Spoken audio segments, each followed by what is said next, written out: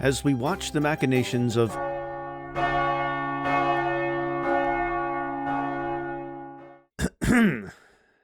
As we watch the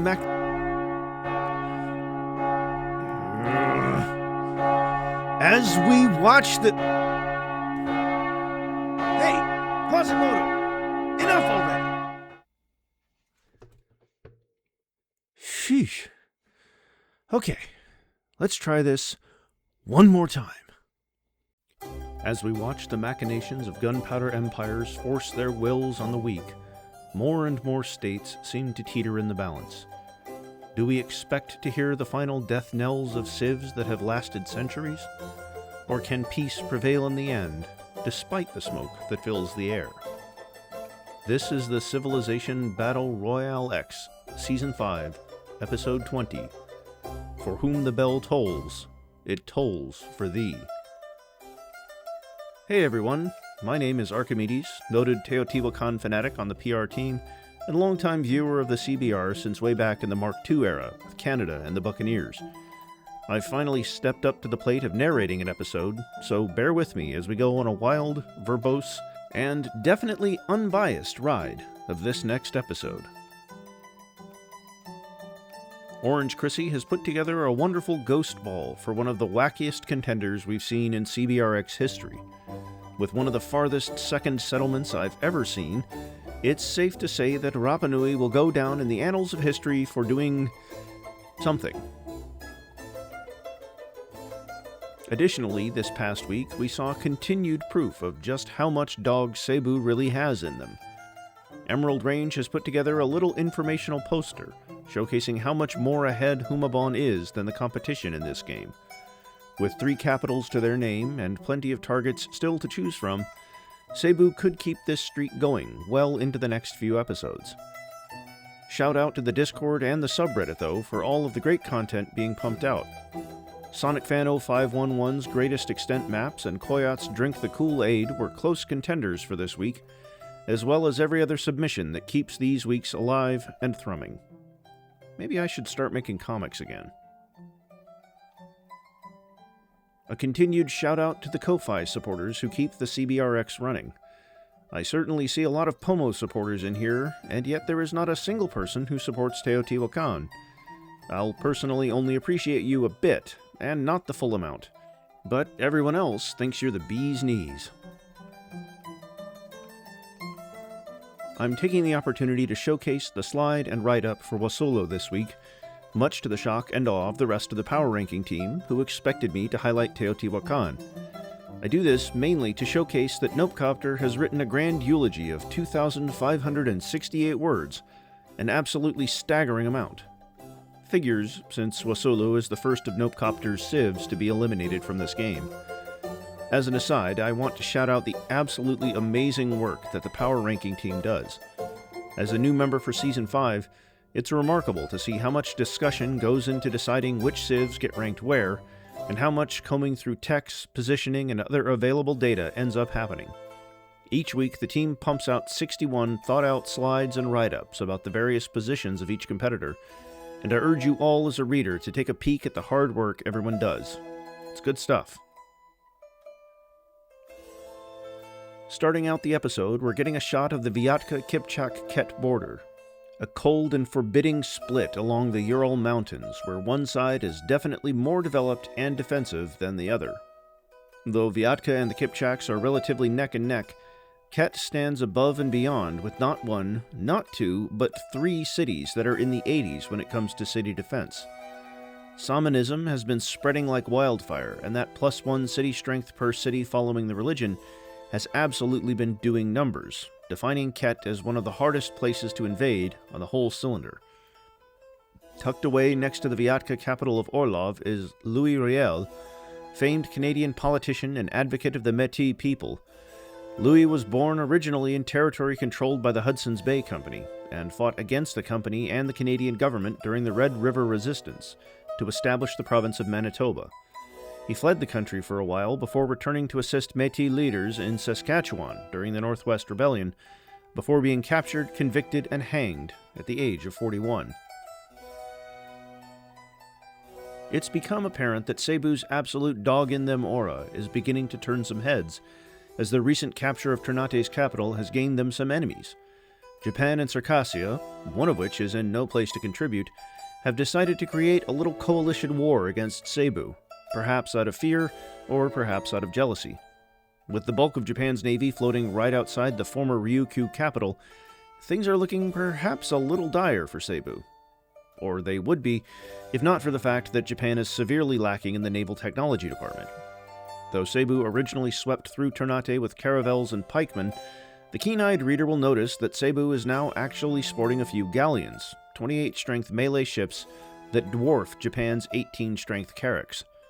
Though Japan certainly has a positional advantage, these 6 galleons, combined with a 44-strength city, surely means that Cebu has the defensive advantage, and perhaps will even push into Japanese lands. Another fun fact for those keeping track of religions, Tlingit's busted religion has finally made its way through to Japanese lands on a direct collision course with Bangladesh's Shaktism. Japan must surely enjoy feasting on the unintended +5 science and +5 culture that each city following Saganang is providing, helping them keep pace with some of the other big dogs in the region. Perhaps Cebu can nab some of those Saganang cities for themselves. In the ravaged lands of Ternate, where the smoke of conquest blocks out the sun, Cebu's Timawa marched through the ashen fields of Sirangole, Ternate, and Nakijin. Things were going well for Cebu, but Luo Fangbo has decided the fun needs to stop here. Lanfang has joined the coalition war, presenting a legitimate threat to Cebu's southern cities and recent war acquisitions. Though Lanfang's navy may at first seem equally matched to their fellow aggressor, the occasional galleon and caravel sprinkled in means that Cebu is probably in legitimate trouble now, especially since Lanfang has a decent bit more productive might. Banuba also happens to be in this slide, and, well, they're certainly looking sparse at the moment. War with New South Wales is certainly wearing them down, as their non-existent navy looks pretty spent, and their one galleon is lurking out of the way to repair and recharge. Banuba was at one point a real contender in this game, but at the present moment they're acting as a buffer state to slow down New South Wales as much as possible from breaking into Southeast Asia. I guess Cebu can thank their lucky stars that Banuba is still holding on. Popping north a bit, we find ourselves in the lands of the Tlingit, where the industrial war machine is pumping out gun unit after gun unit in the ever-marching push through Pomo lands. Musketmen, line infantry, cannon, skirmishers, cuirassiers, and galleons all march southward in the first truly successful war that Tlingit has waged. Already, we clearly see 5 cities that used to belong to Pomo, now mostly in the hands of this Pacific Northwest champion. Notably, Tlingit has also been filling out spaces in their lands, with 2 Vancouver Island settlements, one in Haida Gwaii and one in Prince of Wales Island. These new settlements are arguably not a great move by Tlingit, as they're cannibalizing tiles from their already established mainland cities, and bumping up the cost of their technologies and policies for potentially not too big of a gain. They at least are new cities for Saganang to take root in, but I'm not sure the benefits outweigh the costs. Wait a second, is that an inland settled city up there, Tlingit? After a fairly scathing defeat that Scythia suffered under the hands of Circassia, Ateas has decided to give it another go, now that their empire's happiness problems have been nipped in the bud. With Scythia fielding musketmen alongside their endless expanse of knights, things are actually looking a touch dicey for Circassia this time. Though their Caucasus settlements are well defended and tucked away behind difficult-to-navigate mountains, Circassia is relatively sparse with units here in the north, and the city of Bigger Call on the Black Sea looks particularly vulnerable. Interestingly, this Scythia-Circassia divide is also a Catholic and Eastern Orthodox divide. As these two religions battle it out, I think it's apt to mention that Circassia has the unique ability to let any unit stacked with a missionary move faster through hills and cross mountains for free. Perhaps this will be the difference maker in catching Scythia's armies out of position. Look, I'm sure if you're a Pomo supporter, then this slide is devastating to see, with only 2 cities currently orange and an ever-increasing army marching across Pomo's borders. But as a Teotihuacan supporter, I'm feasting. The successful capture of Tatem and Elem marked Teotihuacan's first and second military victories, putting all of the doubts that Teotihuacan couldn't be a successful military power to bed. And with a well-timed peace deal to formally secure these cities, Teotihuacan has gotten out of this war with haste, instead of a dragged-out long conquest where they throw unit after unit into the fire. I'm going to be honest, though. Teotihuacan probably should have stayed in the war. With Tlingit marching on both Cauacal and Cocajal, there was a chance that the cities could have been nicked right from under the beak of the Big Raven. Leaving the war now is at least a decent enough plan, and lets Tlingit take the brunt of the warmongering burden if either civ were to eliminate Pomo. Also featured here is the Teotihuacan General Shajar al-Dur. Former Sultan of Egypt, she took power during the Seventh Crusade with the death of her husband, and marked the end of the Ayyubid reign and the establishment of the Mamluk dynasty. She may not get to conquer any of Pomo's lands, but her impact as the founder of the dynasty that would rule until the coming of the Ottomans cannot be overstated. With a quick hop, skip, and a jump across the pond, we find ourselves in the British Isles, where Uail sits with an imposing-looking army. Or imposing if you were in this game 100 turns ago. Fielding mainly Carracks and Galleasses, Uail's standing is decently out of date compared to a lot of the naval powers in this game, and have not capitalized on any opportunity to declare relevant wars, including against their equally coastal neighbor Scotland. Even Zaragua is showing off, sailing their galleons around and within Uail waters. Scotland, by the way, is sporting their unique musketman replacement, the Hackbutter. A unit that can be purchased with faith, this musketman is stronger when starting its turn adjacent to barbarians, an ability that tends to be useless unless Mary considers Uail a bunch of barbarians. They are, at least, a sign that Scotland is more technologically advanced than Uail is, and if blows were to come, the two civs would likely stalemate, both on land and sea. The Estonia-Biarmian War continues in earnest, as Biarmian galleasses circle menacingly around Kota Jarve, kept at bay by intimidating Estonian frigates. The front has honestly moved very little, but the flipping of Venus Koger seems like it will go on for ad infinitum. Plenty of Estonian musketmen float in the Baltic Sea, ready to sail back into the port of the city anytime the Biarmians decide to march a swordsman in. Back and forth, with nobody really making any progress. Nothing ever byappens, as the kids say these days. Though the armies of Scythia swarm in from the north, Circassia has done what both Bactria and Pakistan could never: capture the city of Sarepta. A thorn in the side of many an empire, Sarepta stood in a position that was hard to assail from the east, but is somewhat breezy to assail from the west. Or Circassia is just built differently. Notably, Circassia seems to be making progress on the core of Phoenicia as well, as trebuchets move into position to properly besiege the cities of the Levant. I'm not sure if Ismail Berzeg is a reader of history, but Alexander the Great famously built a causeway into the Mediterranean to assault and capture the city of Tyre in the year of 332 BCE. Though Tyre here isn't actually an island on the coast, Circassia could still build a causeway if they really wanted to. Though the old capital of Ryukyu was the focus on the turn Japan declared war, it is now the old Pomo colonies in Hawaii that are taking the brunt of the fighting damage.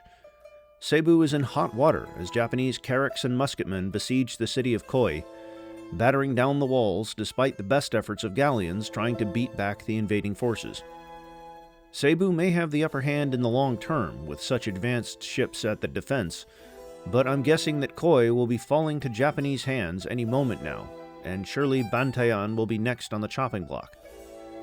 Notably here, both Bantayan and Lalan are not former Pomo cities, having been settled by Cebu themselves.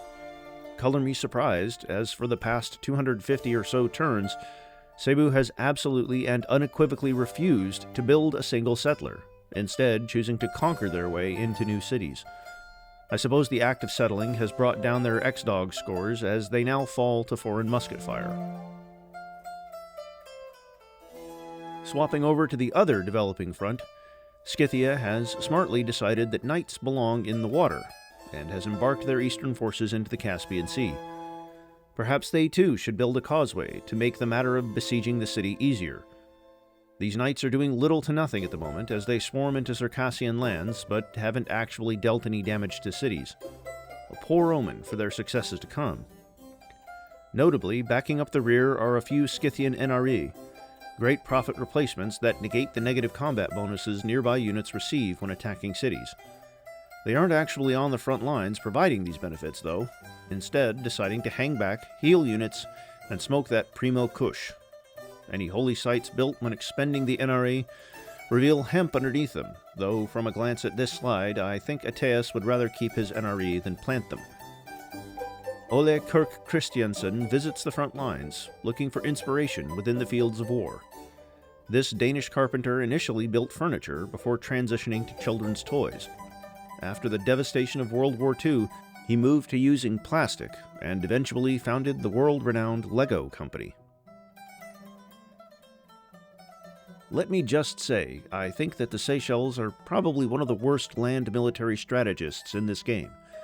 As their boats sail around the Arabian Peninsula having a grand old time, Sumerian knights and pikemen march into the lands of Eridu and Bay Saint-Anne, an absolutely stunning reversal of previous fortunes.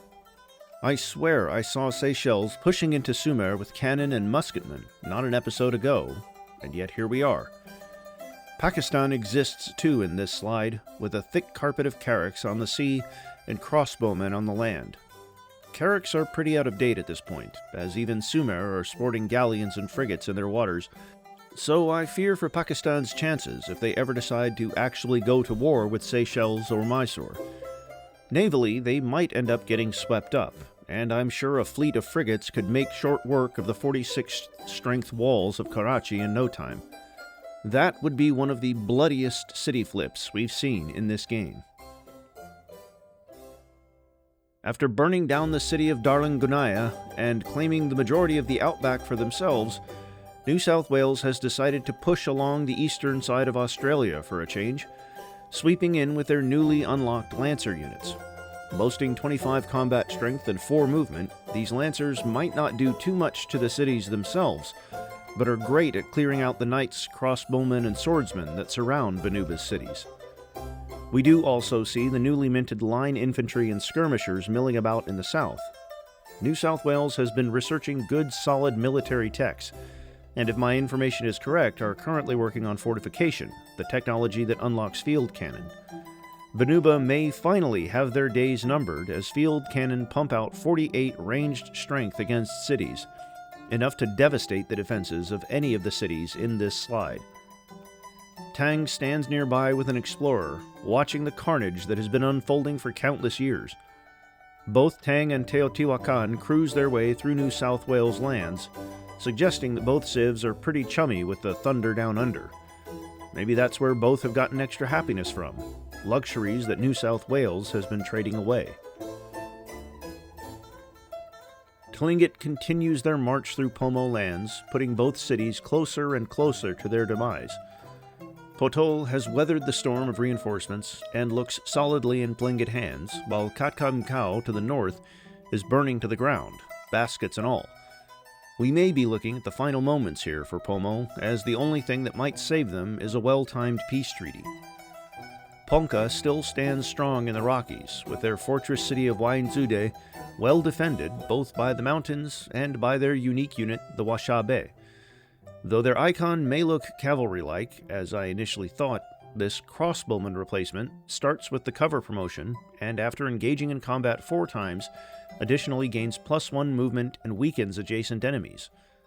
I'm not sure how well crossbowmen will do against Anishinaabe citadeling away all of their land, but they sure do look cool, at least.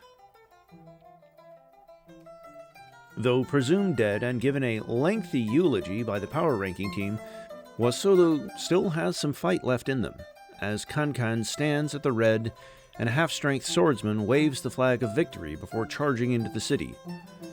Zazal certainly took the lion's share of the spoils in this war, as Bisandugu looks like a half-decent city in its own right, But perhaps if Wassoulou flip the city one more time, they can steal it right from under the nose of Portugal. Notably on the side, Pakistan and Circassia make peace, a war that I had personally forgotten about. A very diplomatic move on Ismail's part, as with the capture of the Phoenician city, the two civs actually shared a border in which Pakistan could have sent their endless fields of crossbows through.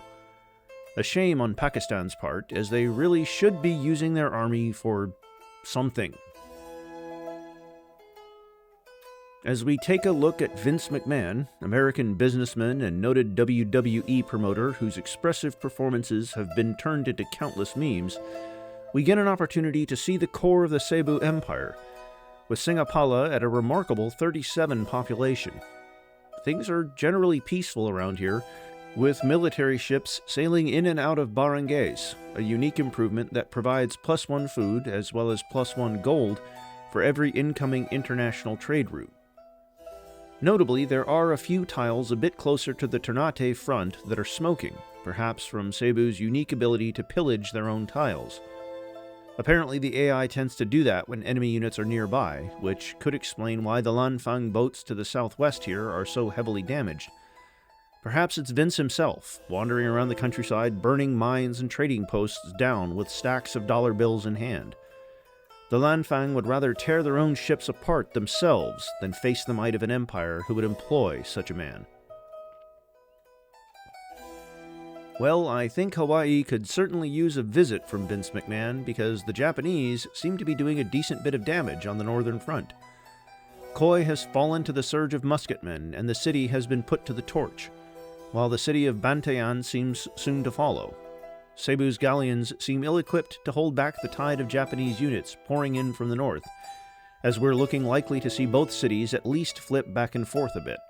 Nearby, a diverse group of ships look on at the horrors and devastations of war, knowing that they could be next, either as a victim or as an aggressor. Somehow it looks like Wallachia has gotten a carrack out into the Pacific. Perhaps they are searching for the islands of spice that are said to shower men in gold and riches? Heavens know their empire could use the money. Though Ateas is already marching through Circassian lands with iron and gunpowder, his mind is ever on the next victim of conquest. And why not choose the civilization that has been dead for 10-odd episodes to be your next victim? Why Scythia is plotting against Ryukyu of all people is a question for the ages, but at least we get an opportunity to look upon Viatka's old stomping grounds. And what an empire this is. Any spare happiness Scythia has picked up has not been turned into annexing these old Viatkan cities, but instead used to infill some of the extra space with new settlements. Odessos, Theodosia, and Kirkinitis all bear the shining gleam of cities built upon hundreds of years of bloodshed, and are surely helping keep Scythia's happiness on the brink of red once again. Maybe some prime NRE hemp could help with any unhappiness. Yanomami has certainly taken advantage of Zaragoza's sleepiness when it comes to settling the Caribbean. With a chain of new one-tile islands settled, all with only a one-tile gap between them, it's fair to say that Yanomami is the most Caribbean of all the civs in this run of the game.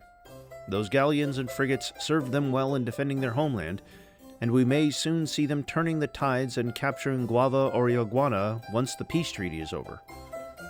Speaking of these island settlements, though, some people might not be familiar with the settling rules in this season of the CBRX.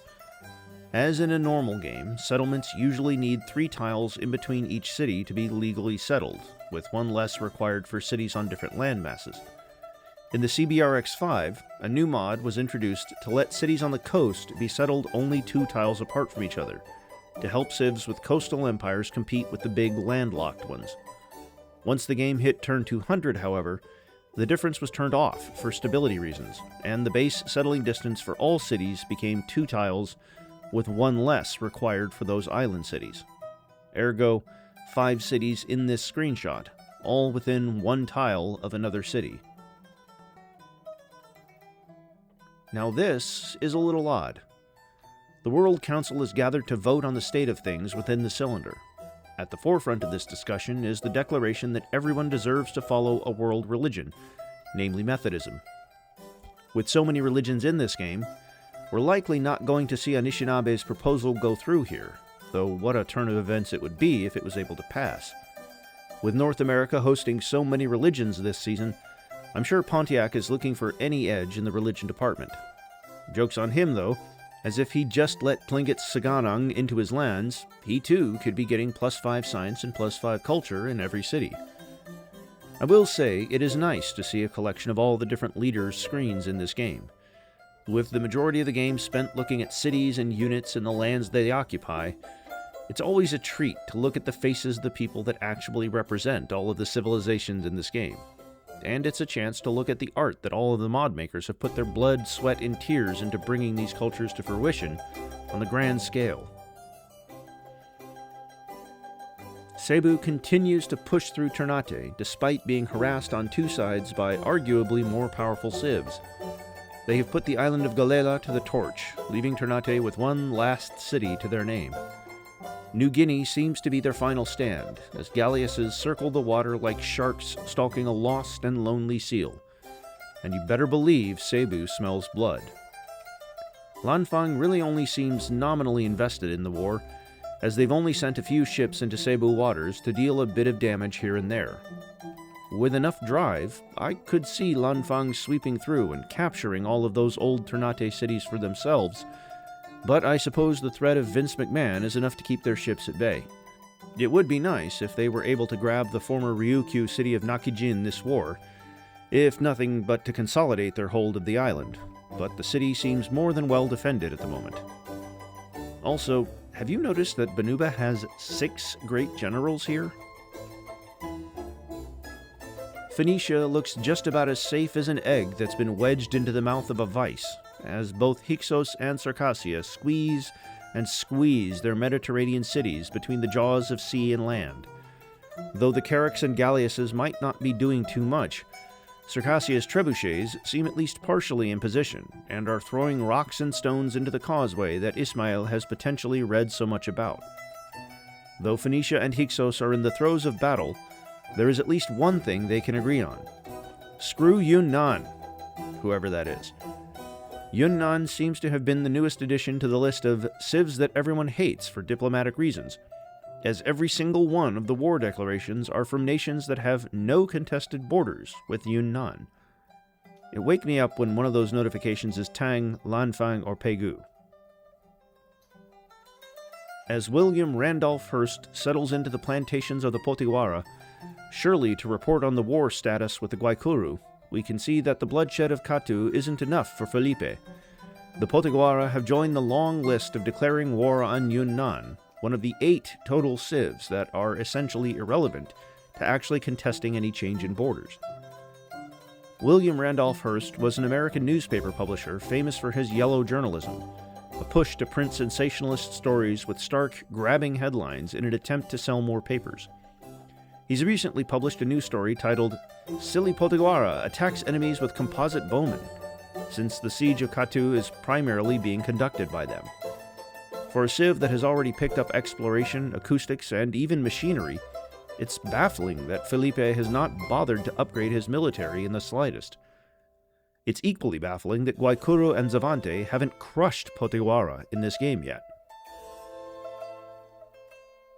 We're seeing the last gasping attempt of Wasulu to stay in this game, as their swordsman stands with just the tiniest sliver of health, still waving their flag as earnestly as ever.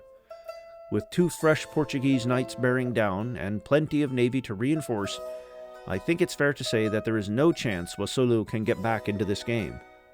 Portugal has even stopped razing Kankan to the ground, meaning there's no chance that Wasulu could recover out of the 59th eliminated spot they seem to be relegated to. Looking to Zazao and Orez, though, it's surprising how sparse both civs appear at the moment. Zazao is sporting plenty of Yan Lafida, and with some trebuchets and long swordsmen to back them up, they could potentially get an opportunistic city capture against either Orez or Portugal if they were to launch an attack right now. Zazao has really had a glow-up since the beginning of this game, after losing both space and cities to Orez. With their unique ability to gain military research when earning a great general, These wars with their neighbors have helped keep them technologically relevant and able to keep fighting back against Ores and Ethiopia. Zazao has definitely performed better as an underdog than Wasulu. The declaration of yet another diplomatic coalition, this time against Ethiopia, gives us the opportunity to take a look at Green Ukraine. One of the most potential civs we've seen in recent history, Green Ukraine had a big push and settled a bunch of land, but has ultimately been reduced to a border state between the major powers of the far eastern limits of Asia. They do have plenty of their exiled Yesaul wandering around, a great general replacement that is also earned by great rider points and converts culture into tourism when stationed in a city. Yuri Hilushko seems keen to station them right outside of cities instead, marveling at the potential tourism they could generate if he actually decided to garrison them properly. Itelmen here is also looking really good, with an empire worshipping Saganang and a few well-placed citadels eating away at Green Ukraine's lands.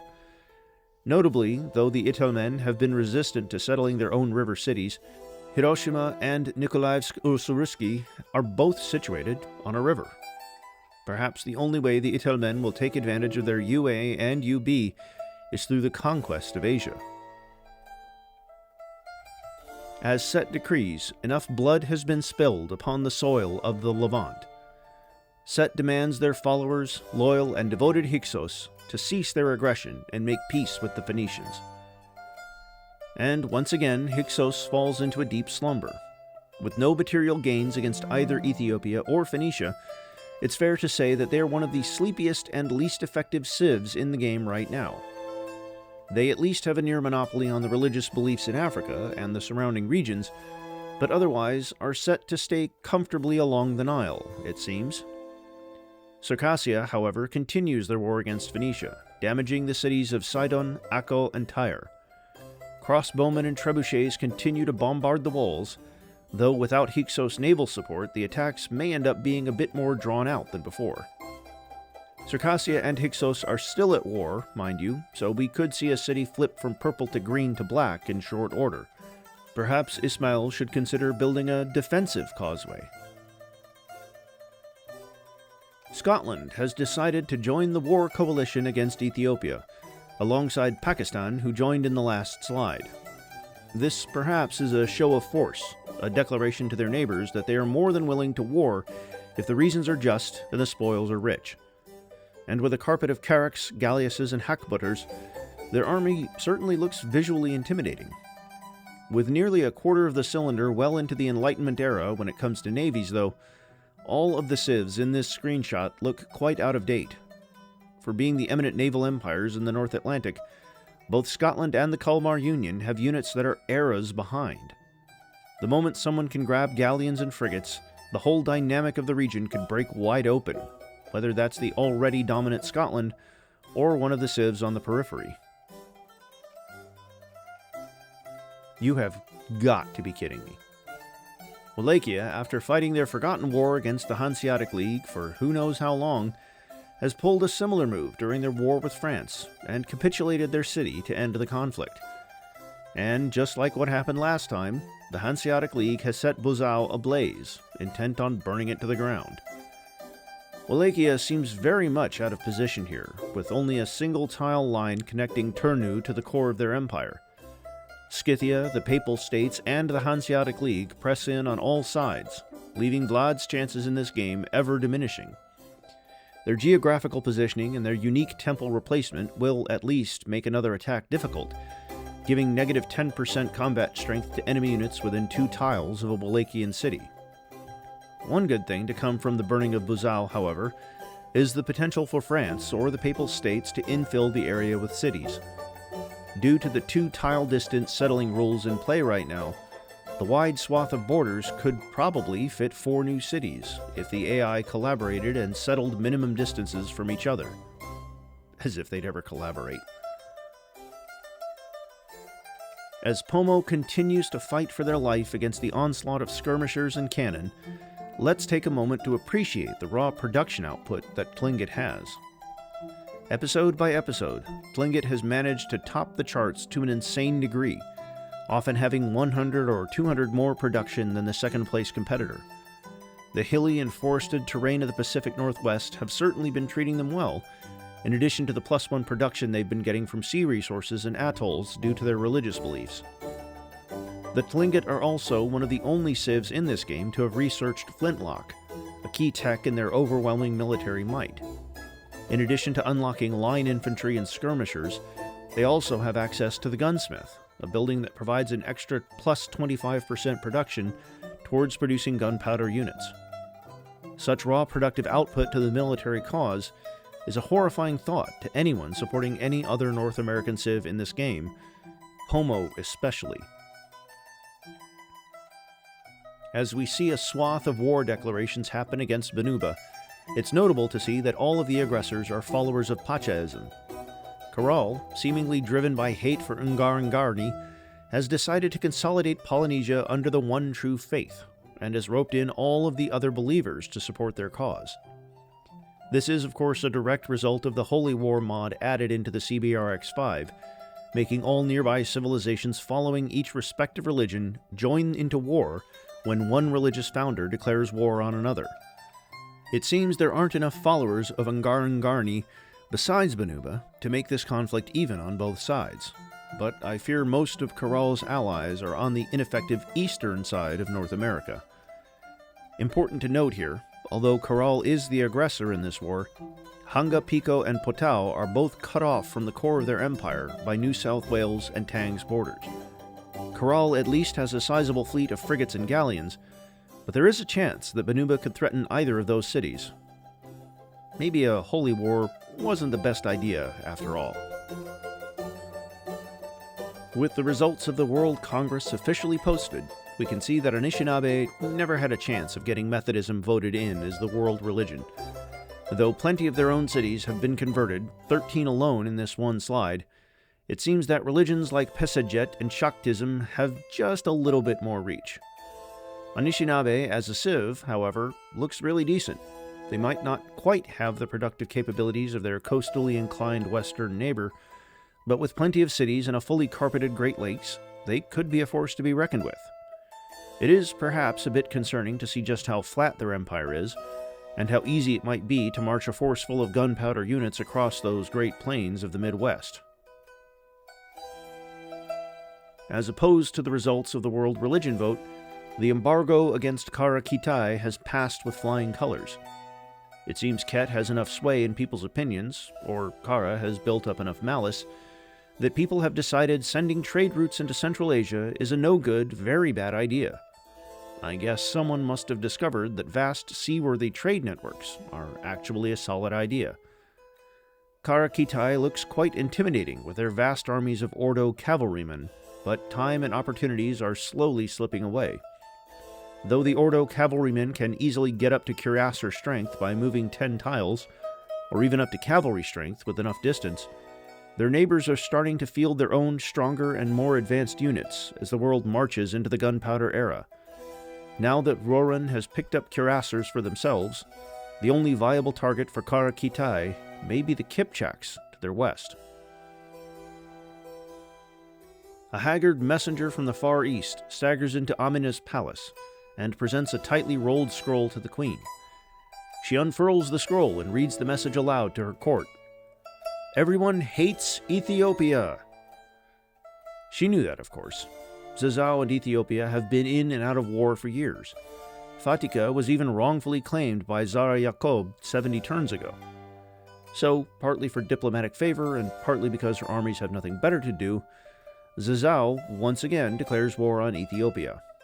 With a sparse Ethiopian interior and Jan Lefida already on the border, Zazao looks to have a serious advantage here. Fatika is immediately in danger of being recaptured, and Mekele could not be that far behind it. Zazao is proving that they really have that underdog spirit to compete in this game, as Ores seems to have stagnated in their stead. Speaking of underdog spirit, Cebu has done really well in pushing back the Japanese aggressors, recapturing Koi and driving all but one of Japan's navy from their borders. This conflict doesn't seem quite over, though, as Japan has built their own fleet of galleons to push into the Hawaiian colonies.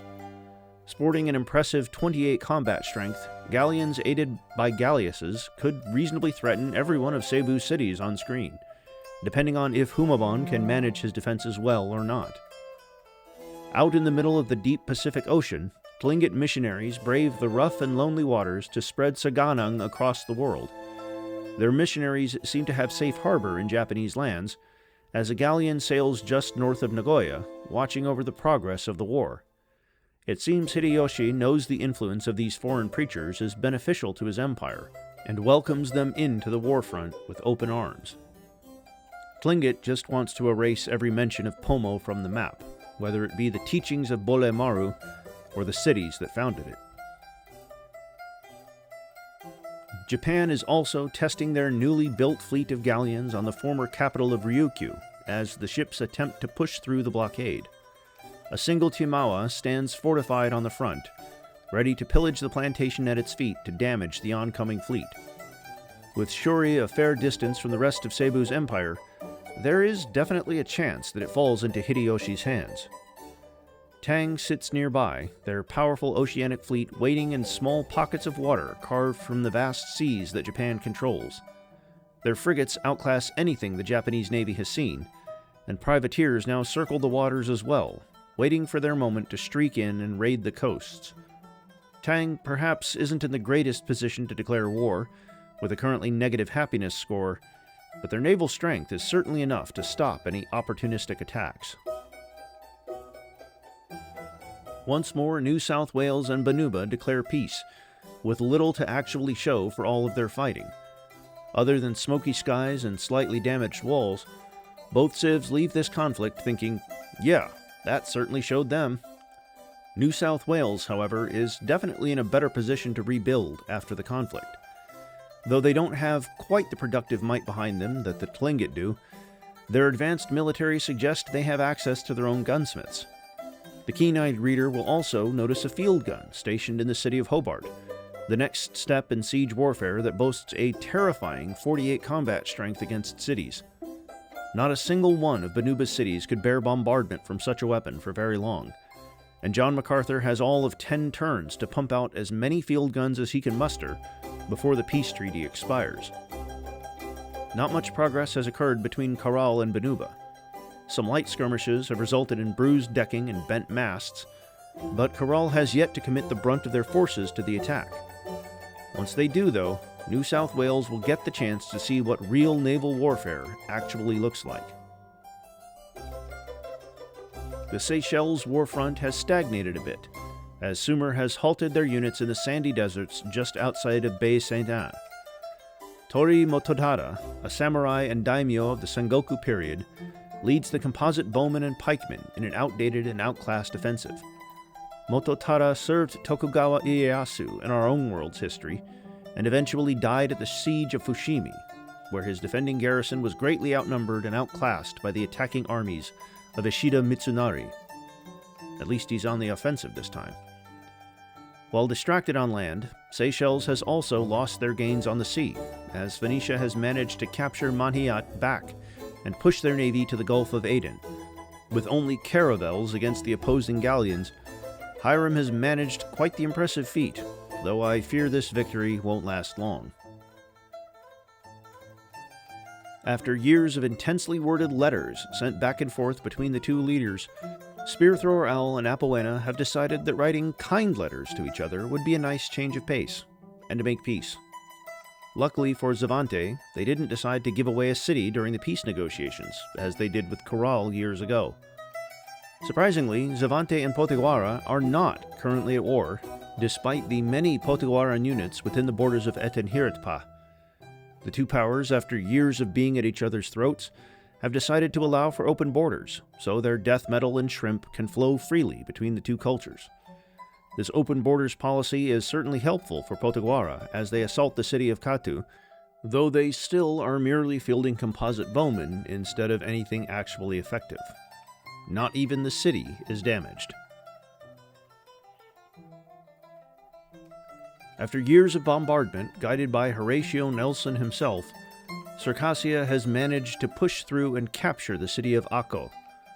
Whether Horatio was spawned the moment Circassia seized the city, or was a Phoenician admiral that was captured and turned in the siege, is a question for the history books. Horatio Nelson was a British vice admiral who led multiple decisive battles against the French during the Napoleonic Wars, and is regarded as one of the greatest admirals in history. His grasp of strategy and unconventional tactics was renowned by many, but from my quick read-through of his accomplishments, it doesn't seem like he ever employed causeways in his strategies. Circassia seems to be doing well on both fronts, as up along the Scythian border it seems that Ismail is making decent progress against the invading knights. A few smoking fields are signs that things aren't going perfectly up there, but no damaged cities and bigger calls still standing suggest Ismail will come out of both of these wars with his head held high. Well, maybe I spoke a bit too soon. Though the cities are still not damaged, the Scythian war effort looks quite intimidating.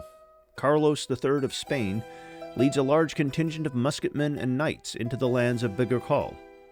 If Carlos is able to direct the trebuchets fortified in Theodosia, Neapolis, and Nikolitsin to the front lines, the city could reasonably fall in short order. Carlos III of Spain, or Carlos Sebastián de Borbón y Farnesio in Spanish, was king of Spain from 1759 until his death in 1788. Carlos fought hard to preserve Spain's colonial holdings as the power and influence of Great Britain was growing, allying his kingdom with the French Bourbons. He ultimately lost Florida to the British and had to cede territory in the Falkland Islands, showing the British Empire that Spanish domination of the seas was on the decline. Not a good sign for Scythia, to be frank. Speaking of the Falkland Islands, or the Islas Malvinas for our Spanish-speaking readers, Guaycuru has done well in fortifying their hold of the territory, with their city Jesus Maria being the largest in their empire. Chono really missed out on settling this and the other small islands dotting the seas to the east, but with frigates and galleons floating nearby, I'm sure they could take the city if they really wanted to. Part of the massive population on this island is Howard Hughes, an American business magnate, aerospace engineer, and film producer. Hughes gained notoriety in Hollywood for producing many films in the late 1920s, such as The Racket, Hell's Angels, and Scarface, before pivoting into the aerospace industry to build airplanes and set multiple world air speed records. Whether Guaycuru has much of an aerospace or film industry at this point in time is debatable, but I'm sure the citizens of Jesus Maria think he's a big shot. It seems like Tori Mototada isn't having much of an effect on the Sumerian war effort, as the city of Bay-Saint-Anne has only a sliver of damage. These units look haggard, baked by the beating sun, and peppered by garrisoned crossbow fire. Ethiopia, on the other hand, is certainly taking a beating. With 2 cannons set up outside the city of Mbewe, the city's walls are quickly falling, and there are plenty of musketmen and knights ready to charge the gates. Ethiopia is looking to be in a rough spot here, assaulted on both sides by empires that are fielding more impressive units. If Seychelles can push through and assault Ethiopia's capital, they stand to gain a highly defensive and highly productive foothold on the African mainland. This is truly the end of the era of Ores, and the beginning of the era of Seychelles. War report: Pomo is still losing. Tlingit continues to march their armies upon the capital of Kokajal as the city slips to nearly half health under the bombardment of skirmishers and galleasses. Line infantry circle the city as Pomo's defending longswordsmen are picked off one by one. With skirmishers boasting a ranged strength of 25 and cannon coming into position, it's only a matter of time before the seat of Bole Maru falls. On the other side of the world, King Ioan Aniki of Mishkin of Vyatka has decided to join most of the rest of the cylinder in the Renaissance era. Through what technology, we don't exactly know, but Vyatka is certainly behind the curve as they have 20 less researched technologies than the current leaders of the scientific community. At least they get a cumulative bonus on researching technologies other civs already have. After years of bloody conflict, Estonia and the Bjarmians have decided that enough is enough, and to make a white peace. The gains that Estonia made, the city of Venuskogar that was flipped countless times, The fleet of frigates that continued to bombard the city's walls for hundreds of years. Nah, Estonia doesn't care. Estonia is built different. They're fine ceding all of their gains. All that's left of the war is a scattered collection of injured regiments and enough smoke and ash to block out the sky for a year.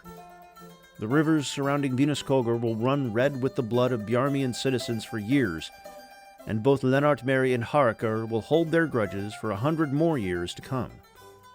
Nothing ever happens. Lanfang has finally made a concerted war effort as the fleet of Eric the Red pushes into Cebu's territory and cuts off access to Parlan. Though Eric's fleet mainly consists of outdated galleasses, the sheer number of them, assisted by galleons and directions from the admiral, should be enough to slowly wear through the city's walls. Eric the Red was a Norse explorer famed in Icelandic sagas for founding the Norse colonies of Greenland. He was supposedly not named the Red for the bloodshed he caused, but for the color of his hair and beard.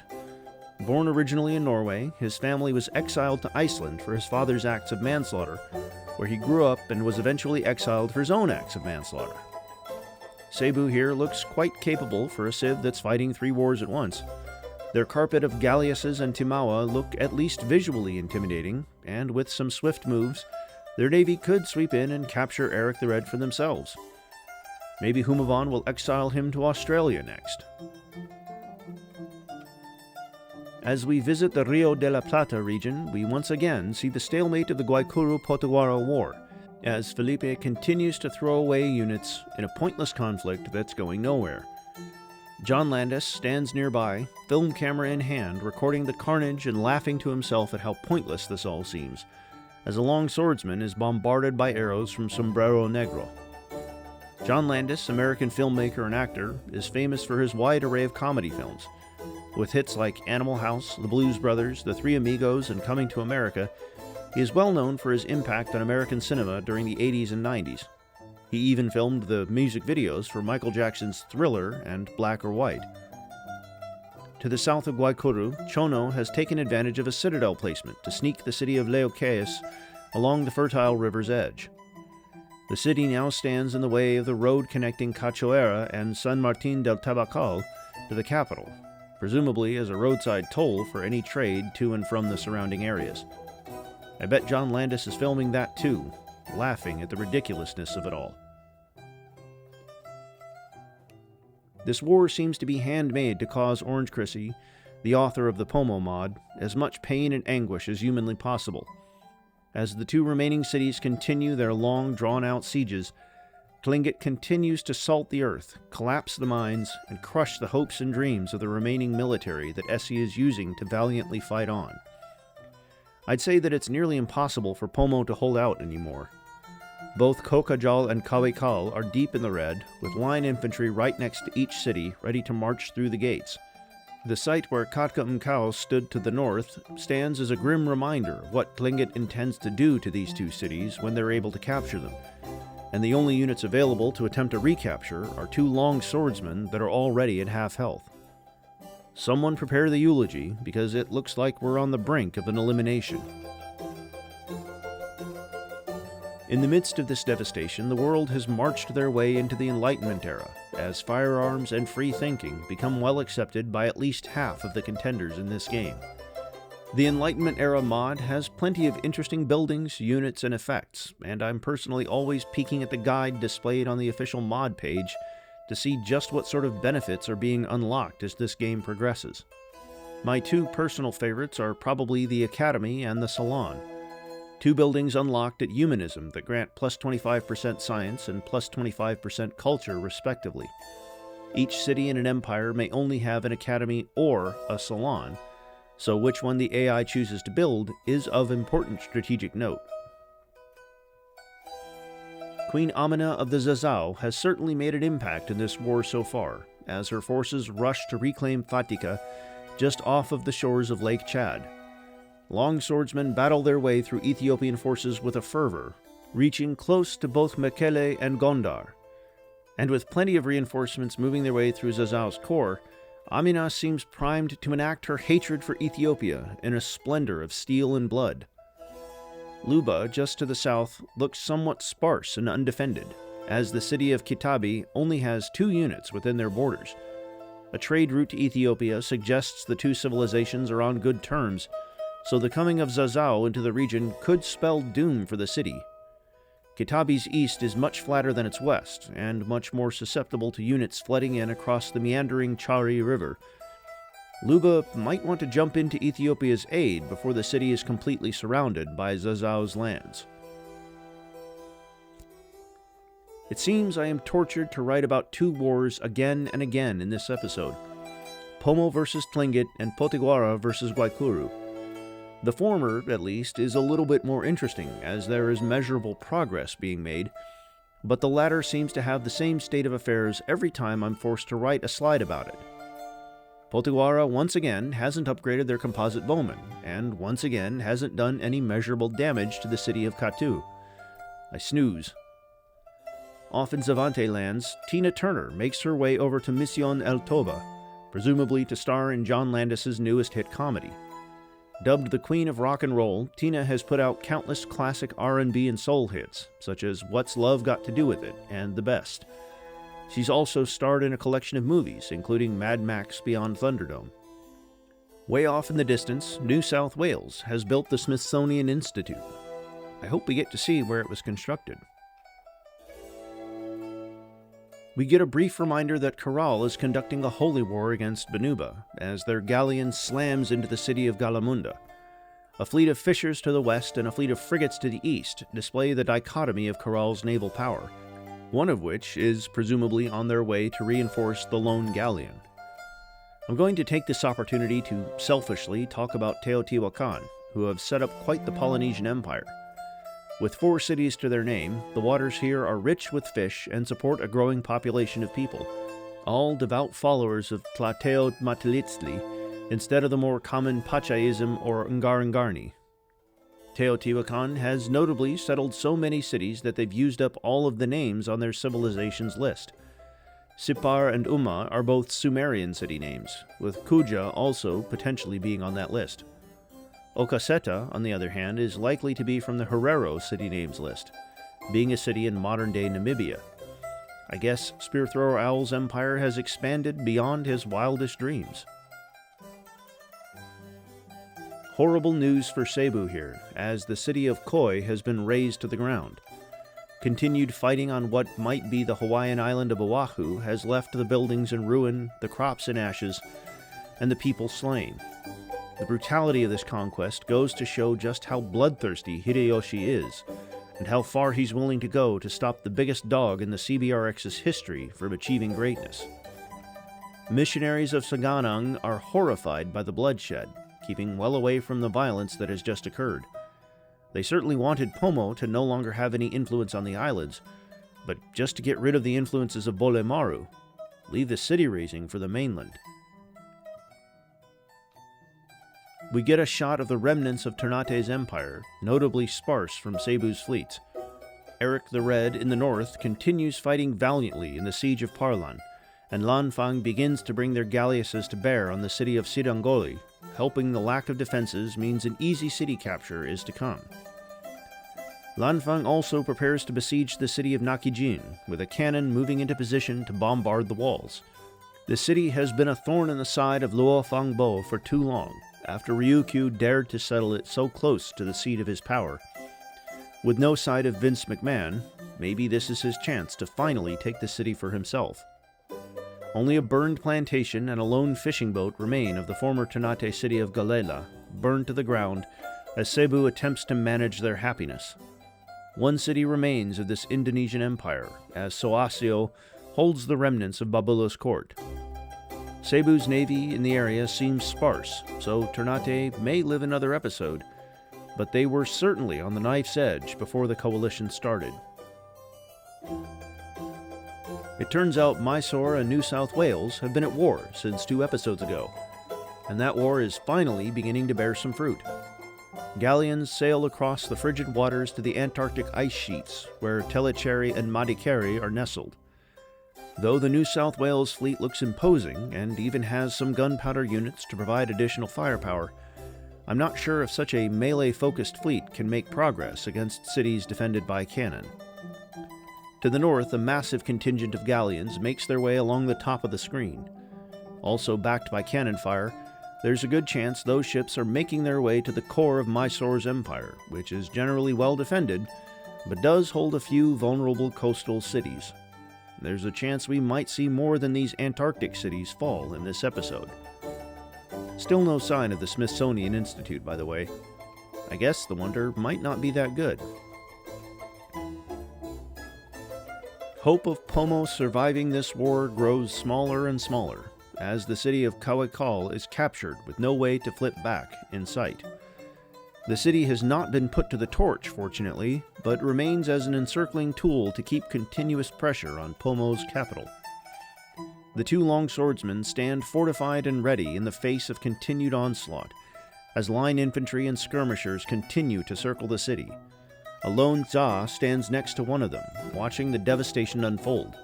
He knows what will happen when this last bastion is captured, and what his people will do to the followers of Bolemaru. Not a pretty sight, indeed. Ponca sits uneasily to the east, in their fortress bastion of Wainzude. Their people still follow Bolemaru, and cut off from their core by the Anishinaabe, will probably remain culturally tied to the remnants of Pomo. Many Pomo refugees fled from Kawekal to this bastion, and White Eagle happily let them in. He knows that his empire might be the next under the heel of military conquest. With the transition to the Enlightenment era comes another meeting of the World Council to determine the state of the world, and Luo Fangbo has made a stand. Though he may be known as the Conqueror, he feels that the world has seen too much bloodshed from other people, and declares himself leader of the Council of Kellogg. And with that declaration, we get a chance to peer at the core of Lanfang's empire. Luo Fangbo has made good use of their unique ability, building plenty of mines on the flatlands of the Indonesian islands. Each city here that has at least 4 mines has likely let Lanfang adopt the opening policies of each social policy branch for free. Though social policy openers don't show on the stat sheet, I can see at least 6 cities that have 4 workable mines, meaning that Lanfang may be one of the most socially broad empires on the entire cylinder. Finally, we get the chance to see the Smithsonian Institute, an Enlightenment-era wonder with a score of 5 out of 10. Built on Tasmania in the city of Richmond Hill, the Smithsonian Institute provides a base +1 culture, +3 science, and +2 great scientist point to the city in which it was constructed. In addition, it provides +150 raw science when expending a great person, as well as a free academy in its host city.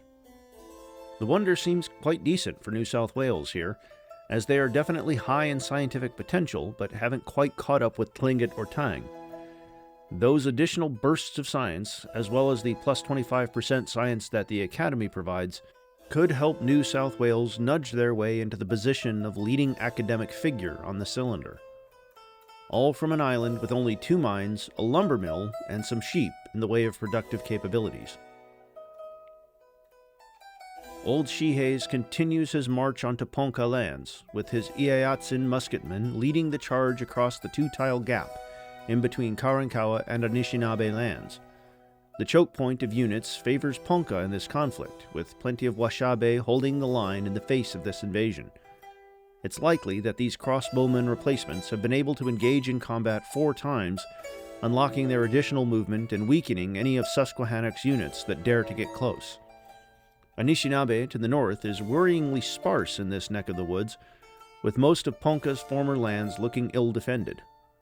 We have seen their armies to the north that look well enough fortified, but it seems like Pontiac thinks Ponca is too preoccupied defending their lands to bother launching a counterattack. Hopefully this judgment call doesn't come back to bite him, as I'm sure White Eagle would be more than happy to reclaim his former capital. The successes of war ring clear as Zazao manages to retake their city, with only a paltry Ethiopian force poised to take it back. With so many units in the area, Queen Amina seems keen to continue pushing into Ethiopian lands, and the flat plains of the Sahara make that prospect seem more than ideal. Mekele seems next on the chopping block as Zazao units begin positioning themselves around the city and trebuchets roll along the roads that lead to Kuta.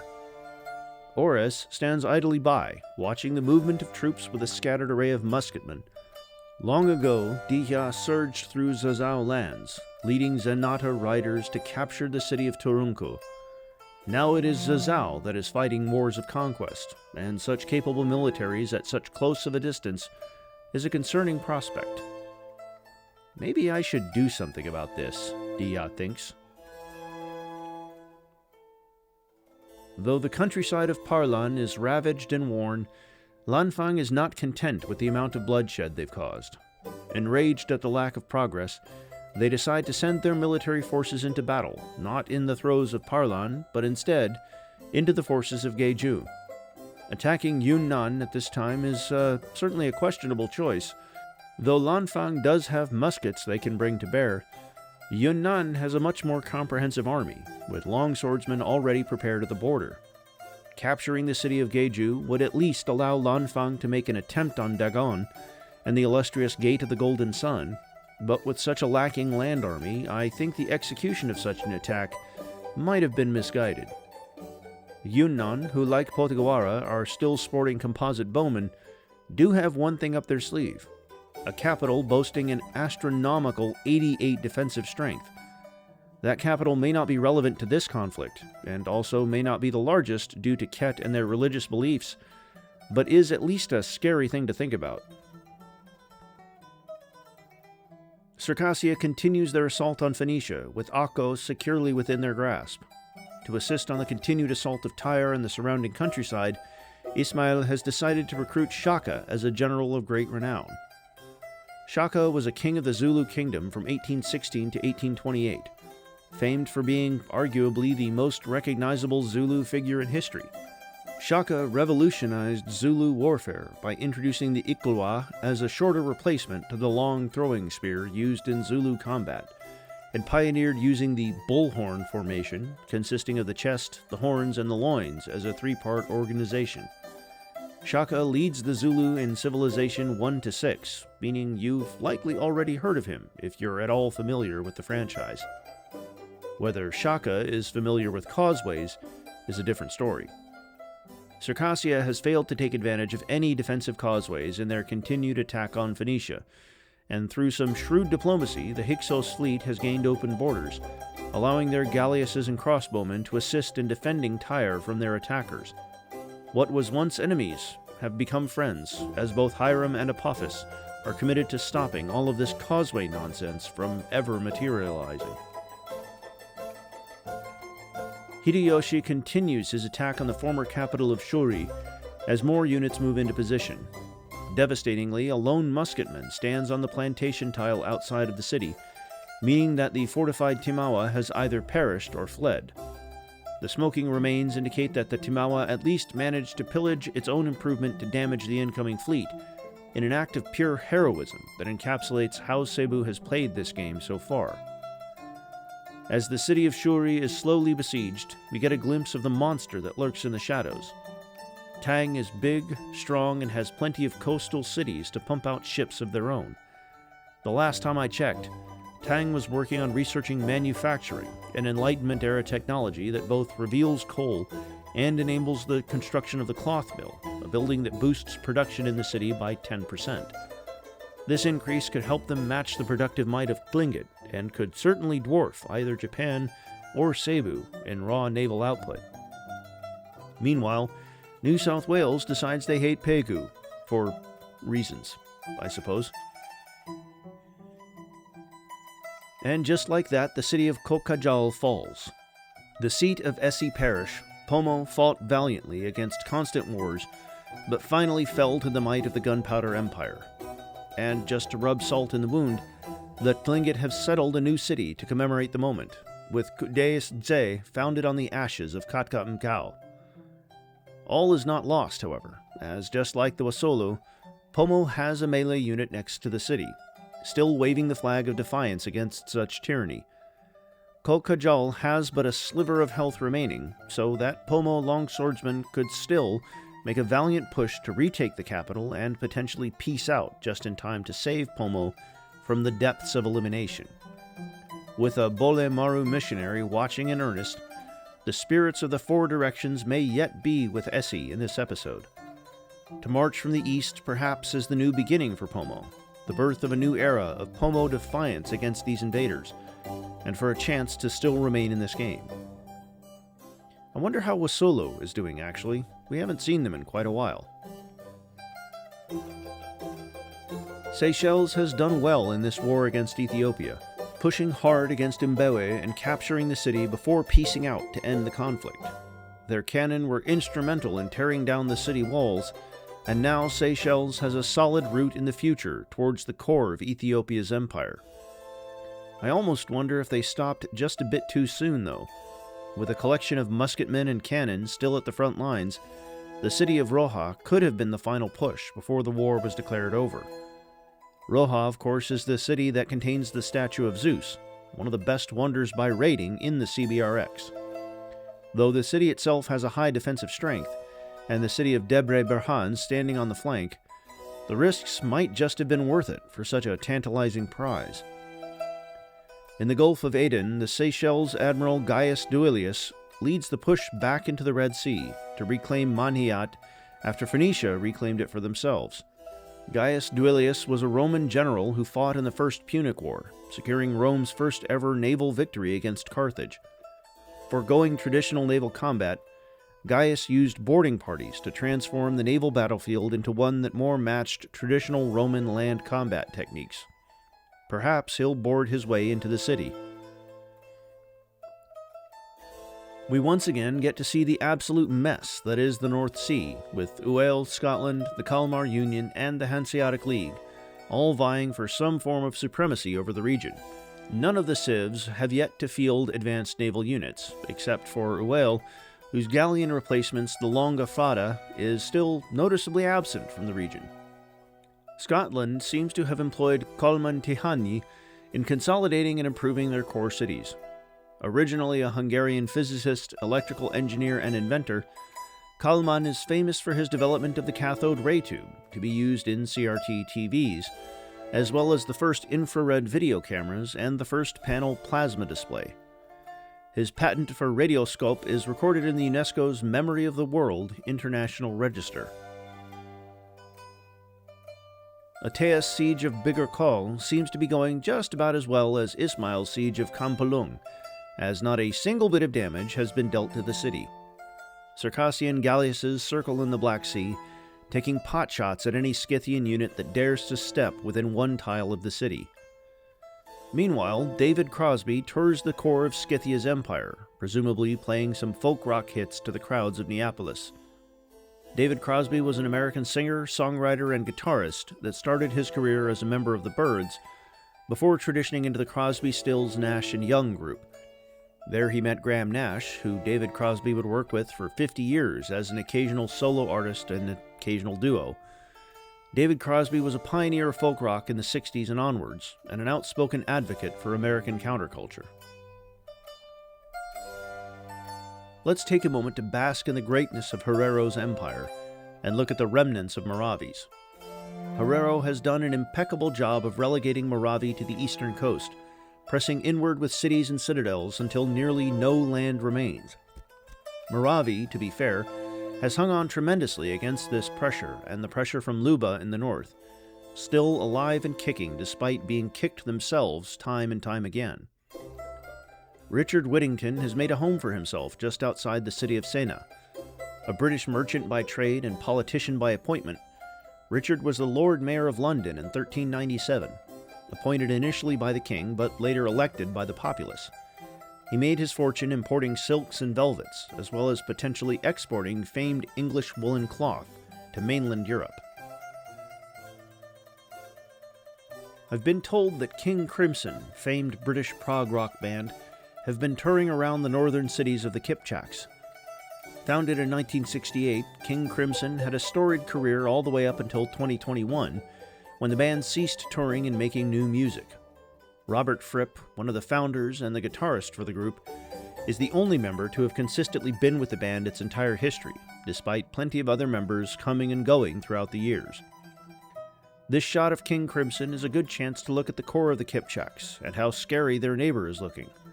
With a wide carpet of crossbows and knights, the Kipchaks at least look respectably well defended, but the imposing cities of Ket quash any dreams of invading the lands to the north. Perhaps a quick attack on their former city of Kanjak Sangir could be a way for Togortak to gain a bit more ground. In a death-defying act of rebellion, the longswordsman outside of Kokajal has managed a second wind and fought their way back into the city, claiming the Pomo capital once again. Though cuirassiers circle the city looking for any way inside, the longswordsman has barred the gates with their own swords, bracing against the wood and banded iron in an act of desperate resistance. Essie Parish beams with happiness, knowing that Pomo will go down as the civ in this game that fought the hardest despite the conditions, despite every one of their neighbors assailing their borders at every opportunity. The longswordsman waves the flag of victory from within the walls of the city, declaring to all onlookers that Pomo will never give up. Pomo will never surrender. Pomo will fight on until the end of time. Welcome to the end of time. I spoke a bit too soon, I suppose. As the Tlingit cuirassier crashes their way through the gates, the sound of twisting steel and breaking swords can be heard, and the longswordsman falls to the beating of hooves. The city is fully surrounded and troops pour in with a final fervor, knowing that the battle has finally been won. As the dust settles and the troops look around, they spy a final Pomo soldier standing at the highest point of Kokajal, holding the flag they once waved in victory with a reverence of finality. Wrapping the flag around themselves, the last of the Pomo garrison looks to the west, to the setting sun, and then throws themselves into the air in a final act of defiance against the Gunpowder Empire. The body and the flag fall out of the sight of the onlookers, and when Tlingit cuirassiers are sent to retrieve the spoils, neither are to be found. Pomo will never truly relinquish themselves to the Tlingit. Essie Parish of the Pomo is eliminated, and finishes in 58th position in the CBRX Season 5. With Wasulu presumably finishing 59th, Essie joins Samore Ture as two leaders who fought long and hard against aggressive neighbors coming in from all sides. Pomo started out this game with high hopes, and their first 2 episodes showed explosive expansion, but in one of the most competitive North Americas I've ever seen, they ultimately were beaten down one too many times, and were the first civ to fall to the endless Tlingit march. As a Teotihuacan supporter from the beginning, I've enjoyed the banter on the Power Rankers side that had been going between Pomo and Teotihuacan this season. To see Pomo eliminated so soon is honestly a bit heartbreaking. It's truly sad to see them go. After testing the water with their galleons and frigates, Capac has realized that perhaps a holy war against Banuba was maybe not the best idea after all. Every single one of his allies has been there in spirit, but not in ship-to-ship combat, and Banuba has finally figured out how to field galleons of their own. And so Corral pieces out with no material gains or losses, leaving their allies to keep fighting this holy war in spirit, at least. We also get the chance to see the remnants of Ternate and the sole breadth of their city Soasio. Cebu's fleet seems to have melted away, with only a few remaining galleasses to keep the city under their watchful eye. I think we're likely to see Ternate last at least for one more episode, but with a single city and their empire being razed to the ground, they're not in a great spot. Surprisingly, it is not White Eagle who is considering attacking and taking back their land, but instead Pontiac who is plotting to finish the job. With only 2 cities to their name and an active war draining their resources, Ponca is definitely in a precarious position. But does Anishinaabe really have the might to take on the last remnants of White Eagle's empire? Well, probably. He has cannon after all. Funny to note here is just how specialized Onondaga's forces are. With a grand total of 14 knights in this line alone, Taro Daho definitely prizes mobility over all else. If war were to break out between any of their neighbors, Onondaga would surely get the first strike. Whether they could do anything afterwards is another story. Zazao continues pressing against the Ethiopian forces, but Zara Yacob has managed to scrounge up a bit of a resistance force. The city of Fatika is now a little bit at risk of flipping, but Amina has managed to get her trebuchets closer and closer to Mekele, spelling the potential downfall of the city as an Ethiopian Sahara stronghold. Notably here, Hyksos has joined the ranks of many on the cylinder in becoming a gunpowder empire, marching musketmen through the shared borders of Zazao to their own Saharan outpost of Maketi.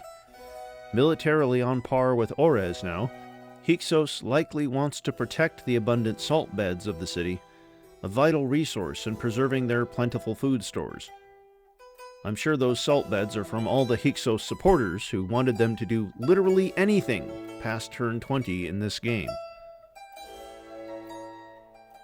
This slide is a great opportunity to look at just how precariously positioned Roran is compared to Karakitai. As two cavalry-focused contenders in the Central to East Asian steppes, both empires have vast swaths of mounted units protecting their borders, but the city of Zihai is tenuously positioned right in the midst of Kara's lands, surrounded on all sides by Ordo cavalrymen. Yujiolu made a smart choice jumping from wriggling riders straight to cuirassiers, as the Ordo cavalry can easily get up to a cuirassier's combat strength if coming from the western reaches of the Karakitai lands. Sly Stone can be seen touring the salt mines of Zihai, trying to raise morale in a region with so much unease. Sly Stone was an American musician, songwriter, and record producer famous for holding a critical role in the development of the psychedelic soul and funk genre in the 1960s and 70s. Building on what musician James Brown had invented, Sly Stone produced many hits with the band Sly and the Family Stone, including Dance to the Music, Everyday People, and If You Want Me to Stay. Groovy dude. Lanfang seems to have hit a bit of a snag, as their great admiral Eric the Red is nowhere to be found, and the city of Parlan is damaged but reinforced by a variety of galleasses and galleons. Though crossbowmen continue to pelt the walls and a cannon maneuvers its way onto a war-torn hillside, the hopes for capturing Parlan seem a bit more in question. Meanwhile, Yunnan marches their way inward, perhaps in victory or perhaps into a well-laid trap by Luo Fangbo. The city of Longgang seems well defended, and with only composite bowmen to support the invading long swordsman regiments, I think it's safe to say Lanfang will make it out of this conflict alive. Meanwhile, Lanfang has been finding much success besieging the former Ternate city of Sidangoli, as the walls barely hold back the invading forces. The seas between the city and the former capital of Ternate are wide open, meaning that Lanfang has the chance to hop, skip, and jump their way through the Indonesian islands with little competition. And Anito Great Prophet sails away from the carnage on a route directly to Australia to spread the good word. Cebu is one of the few leaders to have yet to enhance their religion, with both Anito and Bangladesh's Shaktism yet to be properly fleshed out. One could argue that using this prophet to enhance would be a smarter call than spreading the good word into the heart of Banuba's territory, but everyone knows that Cebu is way too bold to play it safe. Plus, everyone seems to hate Ngarn-Garni. A big development for Chono. They've managed to pick up the Red Fort, a premier wonder for the Civ Battle Royale. This Renaissance-era wonder is rated an 8 of 10 on the CBRX info sheet, featuring a base +1 culture and +1 great scientist point, as well as an empire-wide bonus of additional 25% effectiveness to defensive buildings in all cities. Though the city of Hornopiren might not have quite as high defense as the cities within Ketlands, a 60 city strength is very respectable and will make any Kharal attempts to recapture their cities much more challenging than before. Meanwhile, the rest of the civs in the we all worship Pachaism and hate Ngarn-Garni have realized that their leader has peaced out with Banuba and decide to do the same. It's not like they were ever really having an effect on the war, but writing the declaration down on paper makes it feel that much more official. Speaking of Ket, we get to see the farthest reaches of their northern empire, right along their border with Roran. The difference in city strength is stark here, with both Sumarokovo and Tutushan being frigid Arctic Ocean outposts in fields of ice and snow, despite one having more than twice the city defense of the other. Sim and Baklanika to the south are even more impressive, with city defenses in the 80s being absolutely mind-boggling for a civ still fielding crossbowmen. Ket has become a gunpowder empire themselves, with various regiments of cannon spread amongst their slightly more outdated units. Frigates and galleons sailed the icy waters, and if Olgit were to decide to play offensively instead of defensively, it would potentially be a bloodbath against his neighbors. As before, once again, Corral and Zavante find themselves at blows, with Zavante's units marching their way fearlessly into the western reaches of the Amazon basin. With the city of Huaricanga somewhat cut off from the rest of Corral's empire by a single-tile mountain pass, reinforcing the city may be difficult, and many trebuchets on the way spell a grim picture for Corral's chances in this conflict. Remarkably, however, Tang has joined the conflict as well, turning this war into a coalition. Though South America may seem quite far away from the mainland of China, Corral has plenty of Pacific Island cities, including their 2 along the New Guinea Islands. With frigates and galleons in play, Tang could drive quite the hefty nail into the coffin that is Kapak's untimely demise. Shepherding the troops of Zavante in their assault of the city is Bob Marley, famous Jamaican reggae singer and songwriter. Both instrumental in the development of reggae and an outspoken icon for Rastafarianism, Bob Marley is considered a global icon of Jamaican culture and is well known for songs such as One Love, I Shot the Sheriff, and No Woman, No Cry. He also advocated strongly for the legalization of marijuana. The initial outbreak of the Corral coalition features a variety of frigates already on their way to confront the Tang forces, just outside the ravaged Hawaiian Islands. Though the ship's cannon have yet to loose their shot, a cuirassier and great musician seem primed to be the first casualties in a war that is sure to see great losses. Corral and Japan, on the other hand, have stagnated a bit after the loss of Khoi, as a few galleons mill about the former Pomos settlements, bombarded by grand rocks flung by powerful trebuchets. Japan seems hesitant to commit any more forces to taking these islands, perhaps focusing their efforts instead on the Ryukyu capital. If Cebu were to consider a counterattack, Japan is at the ready, of course, now sporting shiny new cannon in their cities along the Marianas. Yet another gunpowder empire, yet another follower of Saganang. As the defense against Circassia continues, we see that the combined forces of Phoenicia and Hyksos have worked remarkably well at protecting the cities of Sidon and Tyre, with neither city currently sporting any damage. Powerful trebuchets of their own fling rocks and stones down on the invading knights, keeping Circassia from setting up siege weapons to assail the city walls. Notably, Ismail has hired another general to attempt to push through the defensive line, this time the famed Abd al-Rahman. Abd al-Rahman was the founder and first emir of the Emirate of Cordoba, establishing the Umayyad dynasty in Al-Andalus, which occupied the southern half of Iberia for nearly 300 years before the region fractured into disparate talifas. He ordered the construction of the Great Mosque of Cordoba, as well as ordered a policy of religious tolerance throughout the region. Perhaps he has a better idea of how to build a causeway. To the north, Circassia seems to have done an excellent job of repelling the invading Scythians, as not a single unit can be seen. Though a few smoldering improvements show evidence of their incursions, the cities in the Caucasus are remarkably undamaged. Progress is being made, as Lanfang has indeed managed to capture the city of Sidangoli, electing to set the remaining populace ablaze instead of using it as a staging ground for continuous assaults on the old empire of Ternate. Cebu seems to have given the city willingly, with no units in the surrounding waters, save for a trebuchet stationed in a defensive position for the approach on Nakijin.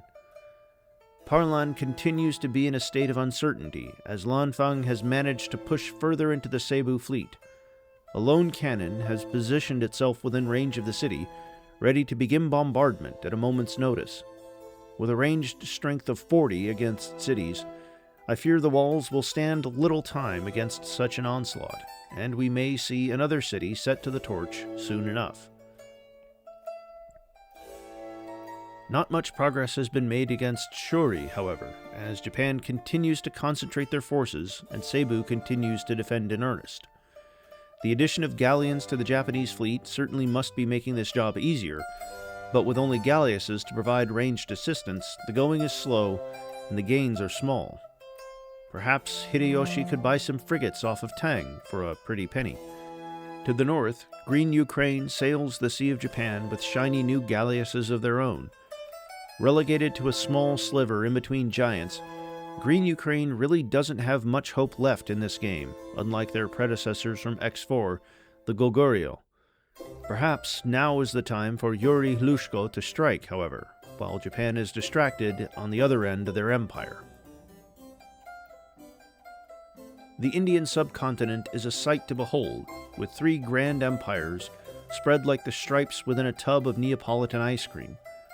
Mysore and Bangladesh have joined the ranks of the gunpowder empires, as Bangladesh marches their musketmen alongside Mysore's Kushun.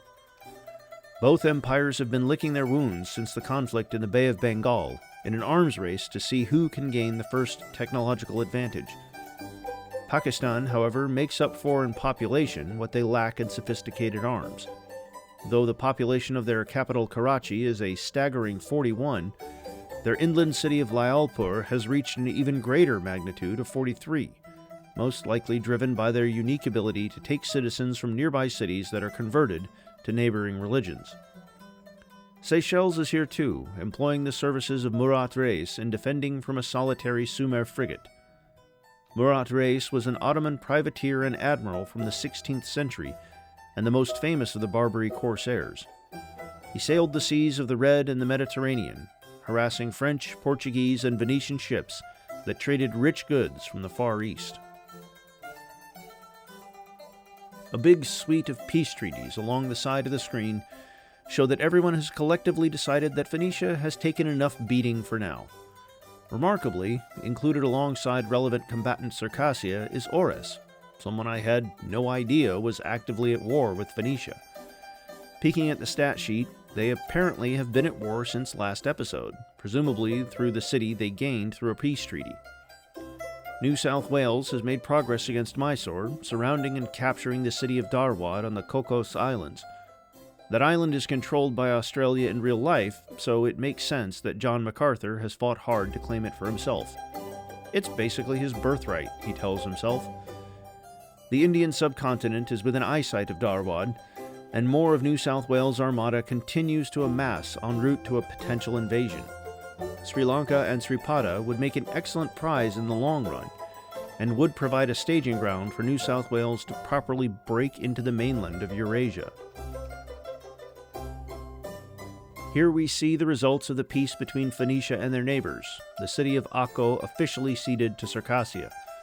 Though the city itself is sweet, it shows that none of the military geniuses employed by Ismail were ever able to figure out how to assail the city of Tyre, and Phoenicia will evidently get to live a bit longer in this game. Hyksos, however, is still in active combat, with their galleasses continuing to pelt at the defenses of the city.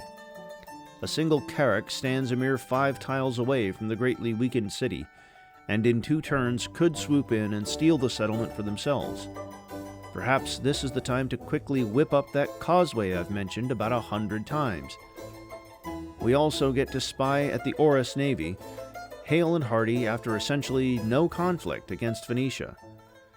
With only a single tile of Sidon to access, Ores frigates, galleons, and privateers stayed well out of the line of conflict, perhaps deciding to harvest Phoenician pearls instead.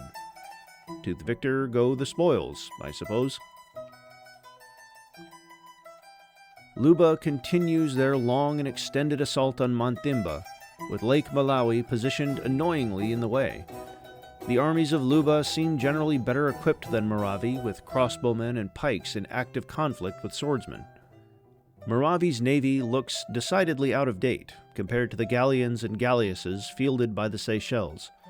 The two civs have yet to come to proper blows, despite a very close proximity. Maybe it's those Niao cultists that are keeping France-Albert René at bay. Speaking of which, we can see both of Moravi's unique units on the front line here, the Niao cultist and the Zimba marauder. The cultist is a missionary replacement that is invisible on roads and when stacked with units, and can perform a Gule Wamkulu on a city ruins to settle a new city in its place. The Zimba Marauder, on the other hand, is a pikeman replacement that heals and provides food to a random city when defeating an enemy unit, and gains permanent combat strength when pillaging enemy improvements. Both great units, if Moravi was the one doing the invading. Chono, managing to secure open borders with the powerful and totally amazing Teotihuacan, has swung a contingent of ships around Corral's borders to assail the Yanomami city of Kasharawateri.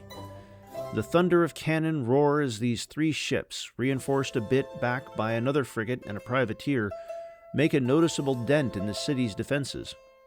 With frigates holding 28 combat strength, there is a chance that Chono could actually flip the city to their own, though holding it in the long term is another story. Meanwhile, the Yanomami continue to put their acquisition from Zaragua to the torch, as Gonaibo continues to burn, despite still being at 11 population. With the city being handed over at the end of the last episode, a total of 13 turns have passed as the populace grows smaller and smaller.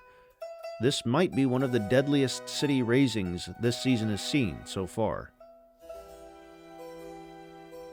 With the declaration of war from Tang a few slides ago, we get to see just what cities are at threat of being captured by their powerful fleet, with Sampalu directly in the path of the oncoming invading navy. Corral, in their infinite wisdom, has hired the land general, Simon Bolivar, to defend the city, despite the fact that the city is surrounded on all sides by the ocean. Off to the side, it seems that Corral is actually the aggressor, as the city of Jinling begins receiving frigate fire. The citizens are notably followers of Saganang, and it seems Kapak cannot stand any cities in the area that are not devout followers of Pachaism. I pray that the Tlateo Matlitzli followers of Teotihuacan are not next. Simón Bolívar was a Venezuelan military officer and statesman who led the independence movement of many South American countries from the control of the Spanish Empire. Known as El Libertador, or the Liberator of America, he fought successfully for years against the yoke of Spanish rule, establishing the short-lived Gran Colombia and being the namesake for the country of Bolivia. Simón Bolívar, in fact, leads Gran Colombia in Civilization VI, introduced in the Gran Colombia expansion. Who would have guessed the Biarmians and Viatka have once again decided to go to war against each other? These two empires have difficult, frigid terrain in between them, and their armies and navies are nearly equally out of date compared to their more sophisticated neighbors. I expect this war to generally go about as nowhere as every other war between these two has gone. Notably, in this slide, we see plenty of forts built into the snowy lands of the north that house carracks and galleasses. The mod set of the CBRX-5 includes a handy little mod that lets forts and citadels act as canals, letting these naval ships house themselves on tiles normally reserved for their land counterparts. The fort just to the south of Glacis-Velir should act as a handy reinforcement point for any Biarmian ships that mean to navigate to the front lines. Here we get the chance to take a look at the Mysore Kushun, a unique replacement for the line infantry. The Kushun grant a negative 10% combat strength to enemy units within 2 tiles, as well as receiving 2 Kushun rockets when trained. These act similar to the guided missile of the Information era, with a strength of 30 instead of the normal 60. When stationed next to a city with a Taramandal Pet, the Mysore's unique Bastion replacement, the Kushun can sacrifice their own hit points to receive another Kushun rocket. The Bastion itself provides less hit points to the city when constructed, but the additional Kushun rockets provided should make both defense and offense much more effective.